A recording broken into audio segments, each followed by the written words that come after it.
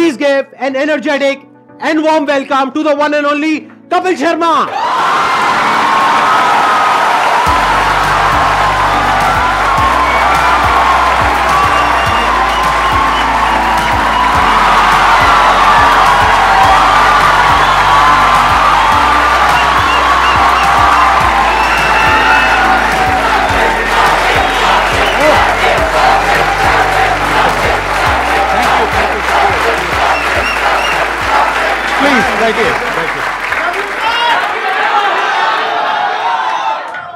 Thank you इतने प्यार के लिए, मोहब्बत के लिए। क्या एनर्जी आप सबकी, वाह।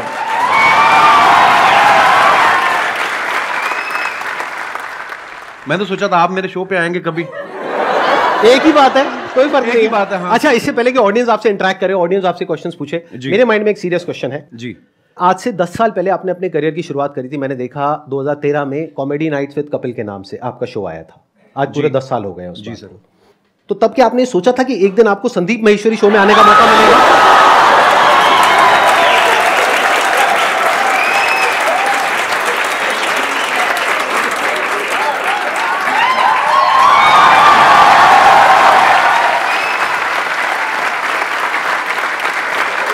मैं सर आपके वीडियोस देखता रहता हूँ, बहुत अच्छा बोलते हैं आप और बहुत बहुत अच्छा मोटिवेट करते हैं स्टूडेंट्स को, यंगस्टर्स को। मुझे बड़ा अच्छा लगता है। और मैंने 3 महीने के लिए अपना शो बनाया था, पता नहीं चला कब 10 साल हो गए। लोगों का प्यार है और आप सबकी, लोग बहुत प्यार करते हैं सर आपको।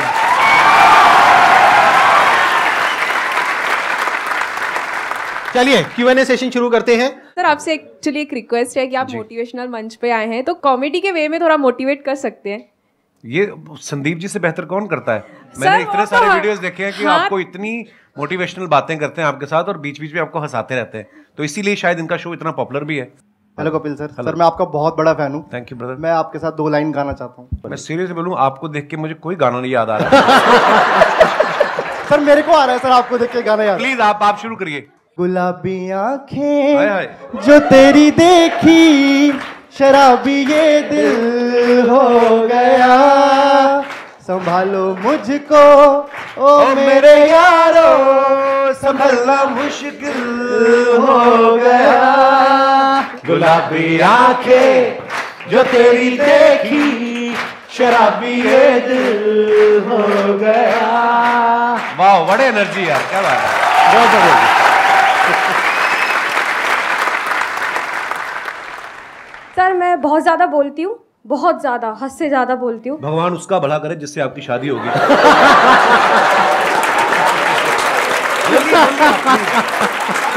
Happy women's day. Thank you sir, thank you so much. मेरे को ये पूछना है सर, गुड लिसनर कैसे बन सकती हूँ मैं? चुप रह के।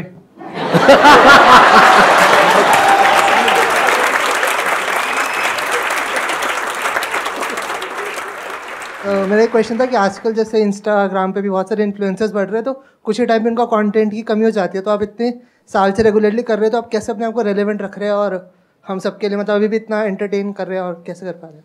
मुझे ऐसा लगता है आज से जब 15 साल 16 साल पहले जब नेशनल टीवी पे हिंदी में काम शुरू किया था, तो मेरे खुद के दोस्त बोलते थे कॉमेडी बड़ी हो चुकी है, अब नहीं होगी। मैं कहा ऐसे तो सांस भी बड़े ले चुका है ना। तो मुझे ऐसा लगता है कि जब तक दुनिया है, जब तक हालात हैं, हर रोज़ कुछ ना कुछ आपकी ज़िंदगी में घटता है। आप न्यूज़ चैनल लगा के देख लो, या हर जगह आपको कोई ना कोई नई चीज़ें मिलती हैं। तो जब तक ये सब होता रहेगा, ह्यूमर भी आता रहेगा। हाँ, मेहनत लगती है, पर हाँ, जैसे ये जो आपकी एनर्जी देखी, जो आप लोगों का प्यार देखा, तो ये हमें मोटिवेट करता है और मेहनत करने के लिए।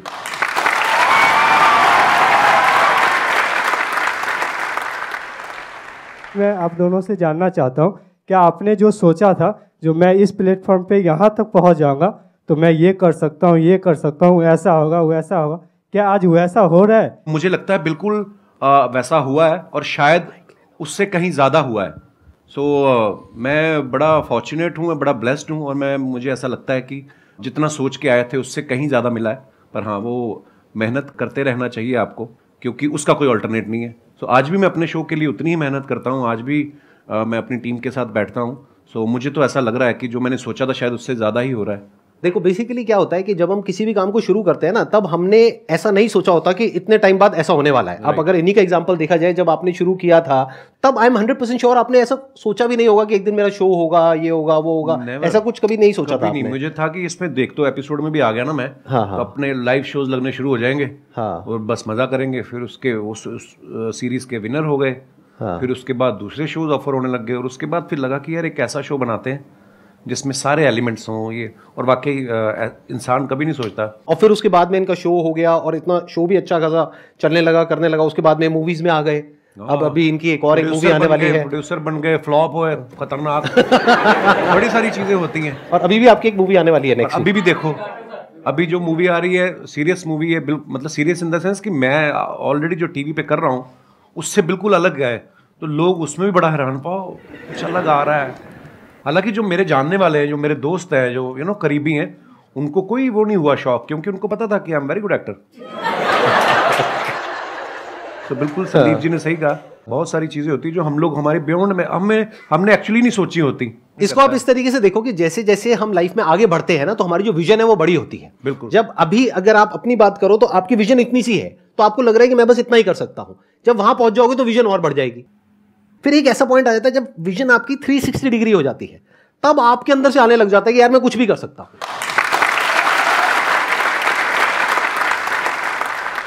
मजा आना चाहिए, मुझे ऐसा लगता है, जो मैंने देखा कि मजा आ रहा, तो फिर जिंदगी पता नहीं चलती। 10 साल मेरे कब निकले ये वाले, जब ये शो शुरू किया मुझे जेन्युइनली नहीं पता चला।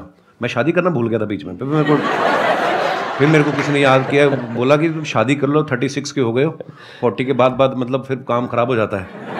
फिर मैं शादी, आपने कोशिश तो बहुत करी थी अपने शो में जी, वो पत्ता सीधा पड़ा नहीं। नहीं, वो मुझे लगता था कि वो अब ये आ रही है अगले हफ्ते हीरोइन, इससे बात बन जाएगी। हाँ, वो प्रमोशन करके निकल जाती थी, फिर मिलती नहीं थी।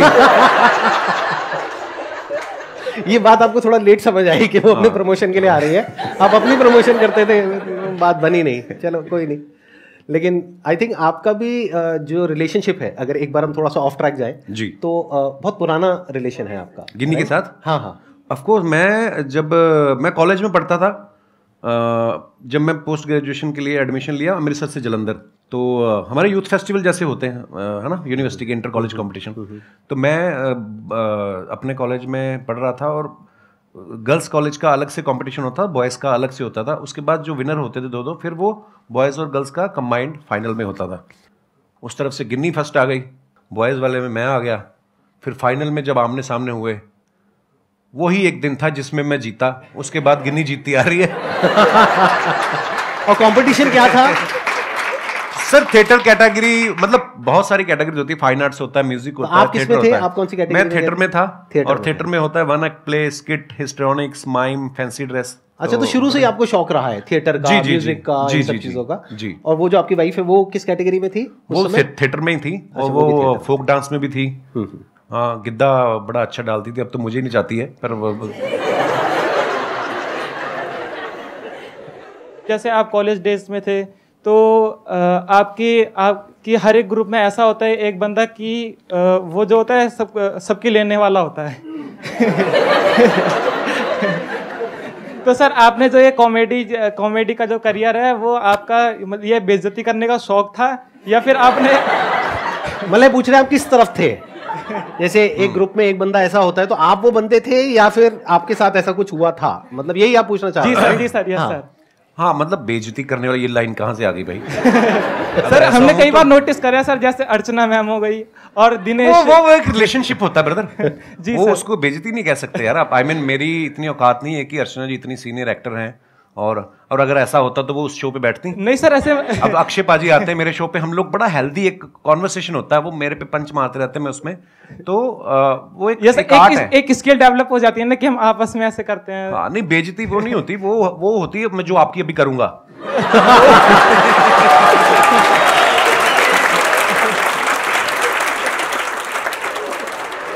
मैं स्कूल में ऐसा नहीं था, बिल्कुल कॉलेज में भी ऐसा नहीं था। हाँ, पर मुझे लोगों को हंसाना अच्छा लगता था, पर मैं बड़ा इंट्रोवर्ट था। मुझे लगता कि शायद मैंने ना बहुत साल लोगों को ऑब्जर्व करता रहा, देखता रहा, अलग अलग कैरेक्टर्स। तो जैसे अभी मैडम ने भी सवाल पूछा था, तो वो चीज़ें डेवलप हो रही होती हैं, आपको नहीं पता होता है कि आपके अंदर कुछ डेवलप हो रहा है धीरे धीरे करके। तो अच्छा लगता था लोगों को हंसाना, सो आई थिंक उसी की सर वजह अपने आप पर भी हंसना भी स्किल है सर, कई लोग हैं जो अपने आप पे हंस ही नहीं पाते। सबसे पहले अपने ऊपर हंसो। एक मैं आपको मंत्र बताऊं छोटा सा, अगर आपको लगे ना कि यार मेरे बारे में लोग क्या कहेंगे, सबसे पहले अपने बारे में खुद ही कह दो। जब आपके शो में कोई भी आता है या जैसे एक्टिंग हो गया या सिंगर, तो आपको किस में मजा आता है? आपने एक्ट्रेस तो बोला ही नहीं। मेन मजे वाली बात है सिंगर है।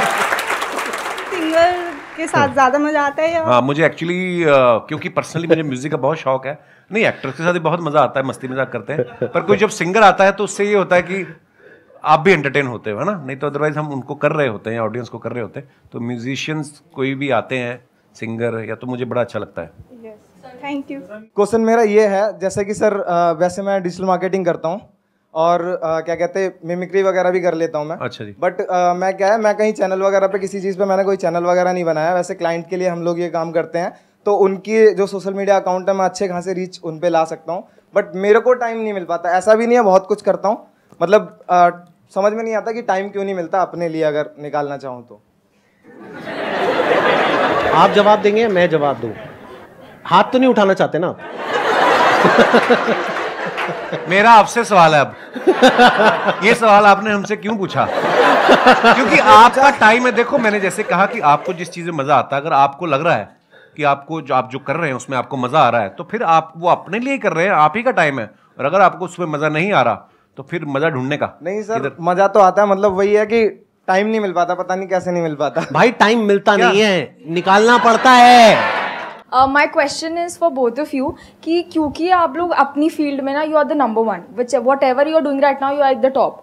तो जब आप लोग उस स्टेज पे थे जहाँ पे आपको आपको पता था आपका काम अच्छा है, पॉपुलैरिटी मिल रही है, and people around you started recognising you, तो उस स्टेज पे तो सब ऐसा होता है ना कि अरे यार तुम तो बहुत अच्छा करो, यू नो कि भाई अच्छा क्या है बुरा क्या है, but those people around will be a yes person, कि आप जो बोलोगे they will be yes sir.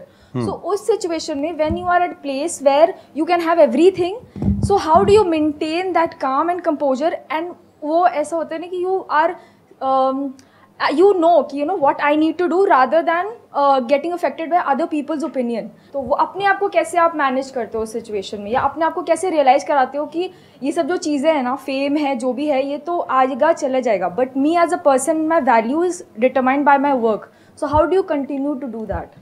Wow.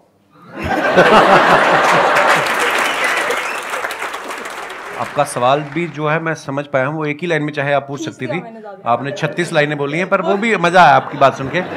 पता क्या होता है, लोग बड़ा चढ़ाने वाले भी बहुत होते हैं, जब आप थोड़ा थोड़ा कुछ कहीं राइज करना शुरू करते हैं, बड़े लोग होते हैं, पाजी आपका तो जवाब ही नहीं है। कॉम्प्लीमेंट ले लो, लेने का मजे करो, मिल रहा है ना, कुछ कुछ ले तो नहीं रहा आपसे, उसको सीरियसली लेना। और सबसे इंपॉर्टेंट चीज, जब आप क्रिटिसाइज होते हो, जब आपको कोई यू नो, अब क्रिकेटर्स देख लो आप, आज अगर कोई सेंचुरी मारता है उसके घर के बाहर जाके ढोल बजा रहे हैं, अगले मैच पे वो 0 पे आउट हो जाए तो कीचड़ भी फेंक आते हैं। अपने लोग बड़े इमोशनल हैं, प्यार करेंगे दिल से करेंगे, गाली भी देते दिल से करेंगे। सो ना तो खुशी में ज़्यादा, एक्साइटमेंट में ज़्यादा उछलने का, और ना ही अगर आपको कुछ बुरा दिन निकल रहा है, हर दिन एक जैसा नहीं होता ना, तो उस दिन ज़्यादा टेंशन भी नहीं होने का। और ये चीज़ें ना शायद उम्र के साथ आती हैं। मैं पहले ऐसा ही था, मेरे को कोई ट्विटर पे एक गाली देता था, मैं 10 देता था उसको ना तो वो धीरे धीरे समझ आ जाती है। आई थिंक उसका उम्र का भी उसमें वो बड़ा होता है। आप जैसे जैसे लाइफ में ग्रो करते हैं, यू नो, परिवार वाले हो जाते हैं, बच्चों वाले हो जाते हैं, ये चीज़ें जो उम्र के साथ आती हैं वो उसी के साथ आती है। सो हाँ, कोई भी चीज़ परमानेंट नहीं है, ना आपका फेम, ना आपका यू नो, ना आपकी तारीफ जो है वो परमानेंट है, ना ही आपका क्रिटिसिज्म जो है परमानेंट है। सो बस रिलैक्स रहने का। और ये चीजें ना कई बार टाइम के साथ साथ ही समझ आती एक्चुअली। मतलब अगर आप ये एक्सपेक्ट करोगे कि मेरे को या इनको एक पर्टिकुलर एज पे ये सब कुछ समझ आ जाता 10 साल 15 साल पहले, तो ऐसा नहीं होता है। ऐसा नहीं होता। जब हम वो चीज कर लेते हैं और वो गलतियां करते हैं उस तरह की, राइट, कि जब वो दिमाग पे चढ़ता है, अगर कोई आपको कहता है ना कि हाँ सक्सेस फेम दिमाग पे नहीं चढ़ता है, झूठ बोल रहा है वो इंसान। सबके चढ़ता है, सक्सेस भी दिमाग पे चढ़ता है और फेलियर भी दिमाग पे चढ़ता है। तो जब ये दोनों चीजें दिमाग पे चढ़ती है और हावी होती है, तब हमें अंदर से समझ आता है कि अच्छा इसकी वजह से क्या गड़बड़ हो रही है। फिर इंसान धीरे धीरे उसको हल्के फुल्के तरीके से लेने लग जाता है। हाँ, एक टाइम के बाद कोई चीजें आपको इफेक्ट नहीं करती, आप मर जाते हो।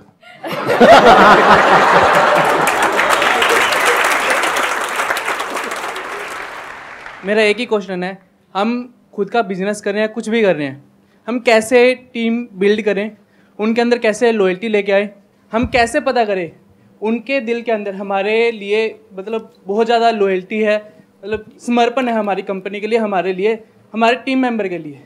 इट्स अ गुड क्वेश्चन, और ये हम सिर्फ टीम पे नहीं लगा सकते इस फंडे को, हम दोस्ती पे भी लगा सकते हैं, बिल्कुल, फ्रेंडशिप पे भी लगा सकते हैं, रिलेशनशिप बोल सकते हैं, any kind of a relationship, that could be a professional relationship और अ पर्सनल रिलेशनशिप। तो कोई भी रिलेशनशिप हो किसी भी तरीके की, उसको स्ट्रांग कैसे किया जाता है? देखो, आप सामने वाले के मन में क्या चल रहा है ये तो आप कभी भी नहीं जान पाओगे। अगर आपको ऐसी कोई शक्ति मिल जाए तो तुम बिजनेस छोड़ के तुम तो लड़कियों के पीछे लग जाओगे कि मुझे तो पता है इसके दिमाग में क्या चल रहा है। सो देखो, ये शक्तियाँ तो मुझे नहीं पता कहाँ से आती हैं, हाँ, लेकिन आपको कहीं ना कहीं अंदर से पता चल जाता है कि कौन मेरे लिए अच्छा सोच रहा है। अच्छा, ऐसा भी नहीं है कि जो आज आपके लिए अच्छा है वो आज से 5 साल बाद हो सकता है उसके मायने बदल जाएं, उसकी आपसे एक्सपेक्टेशन अलग हो जाएं। जो मेरे भी बहुत ऐसे मेरे दोस्त हैं, आज भी मेरे वही दोस्त हैं स्कूल कॉलेज के, पर कई दोस्त ऐसा भी होता है कि वो आपसे कुछ और उम्मीद करने लग जाते हैं। यू नो, समय बहुत बड़ी चीज़ है, समय के हिसाब से आपके विचार भी बदलते हैं, सब कुछ होता है। पर हाँ, अगर आपको ये जानना है कि ये मेरे लिए कितना लॉयल है तो ये सोचना छोड़ दो, आप अपना 100% उसको दे दो। जब वो देखेगा कि आप उसको कितनी मोहब्बत से इसको ट्रीट कर रहे हो तो वो सेम शायद बदले में आपको ऐसा मिलेगा। तो इसको हम पढ़ते भी आए हैं कि आपके ही कर्म आपके आगे आते हैं। मुझे ऐसा लगता है आप जब अपना 100% देते हो किसी को विदाउट एनी एक्सपेक्टेशन, आपके अंडर जो काम करते हैं जो भी, उनको अगर आप बहुत मोहब्बत देंगे तो शायद वो भी आपके लिए लॉयल ही होंगे। मेरा अपना टेक ये है कि अच्छे टाइम में कभी भी एक रिलेशनशिप की पहचान नहीं होती है। एक्चुअली अच्छे टाइम में तो सब अच्छे हैं, दोस्त भी अच्छे हैं, रिश्तेदार भी अच्छे हैं, टीम वाले भी अच्छे हैं, सब कुछ अच्छे हैं।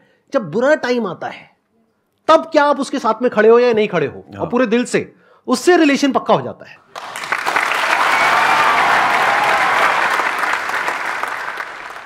मैं आप दोनों की बहुत बड़ी फ़ैन हूँ। Thank you. प्लस आप दोनों ही बहुत पॉजिटिव पीपल हो, लाइक अगर देखें तो किसी को हंसा सकते हो बहुत इजीली और मोटिवेट भी कर सकते हो अपनी कॉमेडी से और अपनी बातों से। सब अग्री करेंगे कि हम कोई भी काम स्टार्ट करते हैं तो हम बहुत इम्पेशेंट हो जाते हैं उस चीज़ को लेके। तो आप इम्पेशेंट आप दोनों भी होते होंगे, तो आप कैसे डील करते हैं उस चीज़ से? दोनों लाइफ में जो सबसे बड़ी क्वालिटी हम सबके अंदर होनी चाहिए, जो आई एम 100% श्योर इनके अंदर भी है, और वो लोग जो आगे बढ़े हैं लाइफ में सबके अंदर है। लाइफ में अंदर चाहे जैसी भी हालत है, मन है चाहे नहीं है, जो करना है वो करना है, as simple as that. The show must go on. ये क्वालिटी हमारे अंदर सबके अंदर होनी चाहिए अगर हम लाइफ में आगे बढ़ना चाहते हैं, तो जो आज की जनरेशन में बहुत कम लोगों के अंदर होती है। हम क्या सोचते हैं, काम को शुरू करते हैं, रिजल्ट नहीं आया, छोड़ो बेकार है, फिर किया नहीं आया, बेकार है। बेकार है क्या होता है, करना है तो करना है ना। आगे सर आपकी बारी। सेम। मुझे पता था ऐसे कुछ आने वाला है यहाँ से।